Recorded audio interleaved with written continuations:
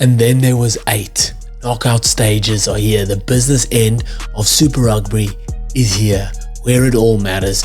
Everything on the line. You win, you progress. You lose, you go home. 8 teams, 4 win, 4 will stay on, 4 will go home. All to play for. That's the best part. This is all that matters. Nothing, whatever happened before this doesn't matter. It's now. You win now, you go on, you lose, you go home. It's that simple. Super Rugby quarterfinals preview. But before we get into it, hit that subscribe, hit that like, hit a comment. Let me know in the comments what you guys think. Is your team still here? Who's your team now? Who's going to win? Who's playing the Hurricanes in the final? Because we're going to be there, baby. Let me know in the comments. Hit that subscribe. Let's get into it. Chiefs versus the Reds, match of the round to start the quarterfinals. This is a massive game. Both teams have had each other's number throughout the season, getting a win each. And the Chiefs, I think the last few weeks have been flying under the radar, if you ask me, which makes them real dangerous, if you ask me. Tokiao back in at hooker, Anton Leonard-Brown and Shooter Stevenson back in that backline. That backline, sexy, man, real good, a proper handful for any opposition. Reds off the back of a tough 1-point win over the Waratahs. Win's a win though. Keep marching on. Picked a very strong squad, and all players in really, really good form. I'm looking forward to, firstly, the back row battle. Massive. So Liam Wright, Fraser McWright, and John Bryant. Sorry, lost my words there for a second.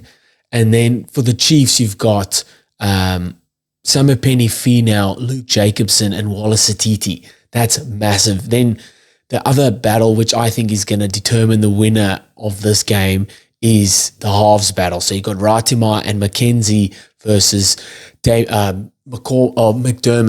Sorry, I've lost all my words. McDermott and Tom Liner. Whichever half pairing can direct this team the best, I think they will go on to win the game and convert, obviously, opportunities into points, and that'll be the winner. I think Chiefs at home, I almost want to change I feel like Reds could have an upset here. Reds have been playing some good footy, man, but I picked Chiefs at the start of the season to win the whole thing. So I think I'm on just off the back of that. I'm going to stick to that and keep the Chiefs to win, at home. Tough one, though, and it's a massive game first up. How good? But I'm going to go Chiefs by 3. Moving on, Hurricanes versus the Rebels.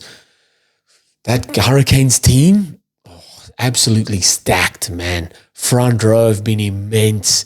Back row have been outstanding. The second string back row that comes on, they've been outstanding as well. And then the backs have been fantastic. Rayasi gets the jump over Naholo, massive after his hat-trick last week. And then the Rebels, they've named their strongest squad available. All teams have, because it is do or die. The only problem I have with the Rebels, and this one is, yes, they're playing against the Hurricanes who are on top, but they're coming off 6 straight losses. And that's tough, man. It's tough to turn. Momentum goes both ways. It's good. There's good momentum. They're building, confidence boosting. And then there's bad momentum. Confidence is in the ground.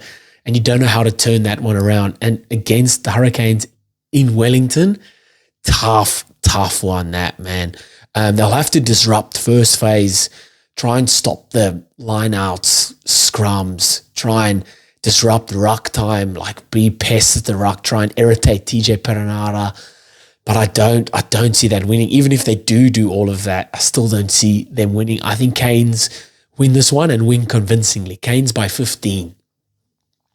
Then we go Blues versus the Drua, another banger in Auckland. Blues with a very strong side, dominated by their forward pack. I mean, their forward pack has just dominated this year. I think the only way Fiji really get into this one is if they can disrupt this forward pack. But man, no one has yet. The back row, Ioane, Papali'i, Satutu, immense.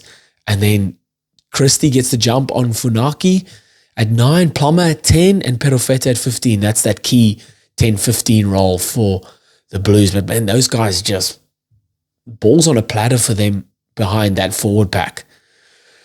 For the Drua, massive confidence boost coming off that big win last week over the Rebels. I think massive for them in their forward pack is Vote and Rotusalia. Really workhorses, man. Get through their work. Big tackles, lots of ball carries. And then it's just up to them and the rest of the forwards really to lay that foundation for their exciting backs. Got guys like Lomani, Ravola, Marcy, Ravu Tamanda, Drossesi. These guys need platform. They need go forward and they need the ball. So I think it's going to be one up front either way. The Blues are so good at enforcing their style of play onto the opposition. Drua just need to man up front. Ikanaveri, another one that guys just need to lead by example and man up front. I think even then it might be too much of an ask. Fijian Drua's away record has been really poor. And them going to Auckland to play the Blues, tough, man. Tough old ask. I'm back in the Blues here. I'm back in the Blues. Blues by 8. Last one for the round. Brumbies versus the Highlanders in the nation's capital in Canberra. Brumbies, time to shine. They love finals time, and they've been in the finals for I don't know how long. Yes, they haven't won it in a long time, but they always make the finals. Named obviously their strongest side. Hooper comes in at lock. Kale back in at 8th. That's a massive improvement or massive boost for their forward pack, but for the whole team as well. He's immense around the park. Muirhead gets the jump over Sapsford on the wing. And man, Ikitau. Man. And then Lolasia, really good. And then obviously your guys at the back, Tom Wright and Corey Toole. Highlanders with mass changes from last week. They obviously rested a lot of players last week. Harmon's back in. Fakatava in at starting at 9. Cam Miller in at 10. Then Nareki's back in. Tavatavanawe back in.